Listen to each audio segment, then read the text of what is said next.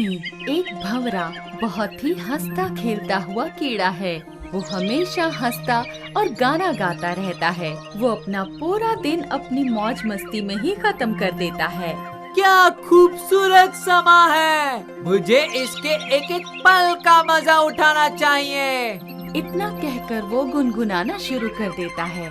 क्या सुहाना दिन है, क्या सुहाना दिन है, नाचूं मैं गाऊं, कुछ बुरा ना बोलो। क्या सुहाना दिन है, क्या सुहाना दिन है। हाँ, वो कुछ चींटियों को अनाज के दाने अपने घर ले जाते हुए देखता है।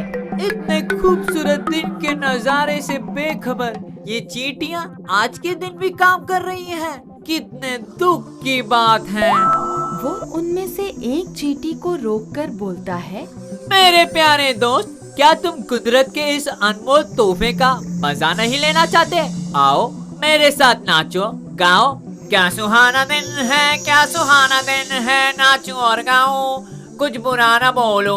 ओ बेवकूफ कीड़े, तुम सिर्फ दिखने में हमसे शरीर में बड़े हो, पर मुझे लगता है भगवान ने तुम्हें दिमाग दिया ही नहीं है। क्या तुम्हें मालूम नहीं कि सर्दियों में जब पूरी धरती बर्फ से घिर जाएगी तो हमें खाने के लिए कुछ भी नहीं मिलेगा। हम लोग उन्हीं दिनों के लिए खाना इकट्ठा कर रहे हैं। आओ तुम भी हमारे साथ शामिल हो जाओ।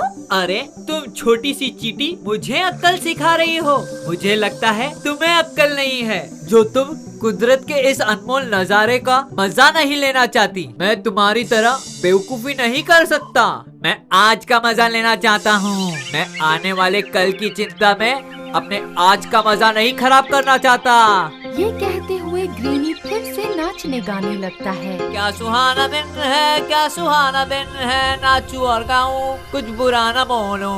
चींटी ग्रीनी की बातों का ध्यान नहीं देती। वो फिर से अपने दोस्तों के बीच चली जाती है और उन्हें ग्रीनी के बारे में बताती है। वो सब ग्रीनी की बातें सुनकर हंसती हैं। कुछ समय के बाद सुंदर दिखने वाले पेड़ की टहनियों से हरी हरी पत्तियां एक एक करके गिरने लगती हैं। पक्षी भी अपने घोंसलों से निकलकर दूर दराज के इलाकों में अपना ठिकाना ढूंढ लेते हैं। सारी चींटियां जमीन के अंदर चली जाती हैं। पूरा इलाका सफेद बर्फ की मोटी मोटी परतों से ढक जाता है। दूर दूर तक कोई भी जीव जंतु दिखाई नहीं देता। ग्रीनी जो अब तक अपना समय सिर्फ नाचने गाने में बिताता रहा था, उसके पास खाने के लिए कुछ भी नहीं होता है। उसकी भूख बर्दाश्त से बाहर होने लगी। भूख ने उसके होठों से वो खुशी के गाने छीन लिए और वो दुख के गाने गाने लगा। समय के रंग निराले मेरे भैया, क्या रंग दिखाए मेरे भैया। समय के रंग निराले मेरे भैया। उसे अपनी भूख बिल्कुल बर्दाश्त नहीं हो रही थी। लगा अब वो भूख से मर जाएगा। तभी अचानक उसे उन चींटियों की याद आई जिन्हें उसने अन्न के दाने इकट्ठा करते हुए देखा था। वो तुरंत उन्हें ढूंढने लगा। अचानक चींटियां उसे मिल गईं और वो बोला, हेलो दोस्तों, शायद तुमने मुझे पहचान लिया होगा। हाँ बोलो।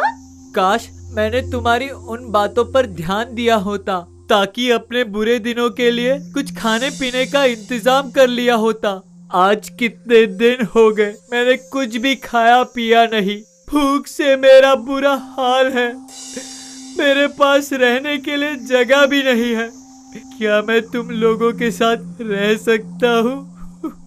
सभी चींटियां हंसने लगती हैं और वो ग्रीनी से कहती हैं, हमें ऐसे जीव से कोई लगाव नहीं जिसको समय की कीमत का एहसास नहीं, जो अपने अच्छे समय में भविष्य के बुरे दिनों की चिंता कर समय रहते उसका इंतजाम न कर ले। जब तुम्हें काम करना चाहिए था वो समय तो तुमने सिर्फ नाचने गाने में निकाल दिया। अब भी जाकर नाचो गाओ, हमारे पास क्यों आए हो? ये कहकर चींटियां और जोर जोर से हंसने लगी। ग्रीनी अपने ऊपर किए गए ताने को सुनकर चींटियों से बोला, आज मुझे एहसास हो गया है कि दोस्तों की कही हुई अच्छी बात पर अमल करना चाहिए और उसी अनुसार काम करना चाहिए। मेरा कोई भी प्रायश्चित तुम लोगों के दिलों को पिघला नहीं सकता, क्योंकि मैंने तुम लोगों का मजाक उड़ाया था और तुम लोगों की सलाह को नहीं माना था। मुझे माफ कर दो प्यारी चींटियाँ। ये कहते हुए ग्रीनी वहाँ से चला जाता है और जाते जाते गाता है, काम के समय काम, खेल के समय खेल, मत भूलो मेरे प्यारे ये बात है अनमोल। काम के समय काम, खेल के समय खेल, मत भूलो मेरे प्यारे ये बात है अनमोल। ये बात है अनमोल, ये बात है अनमोल, ये बात है अनमोल। इस कहानी की सीख है, समय को कभी भी व्यर्थ नहीं गंवाना चाहिए, हमेशा उसका सही इस्तेमाल करना चाहिए।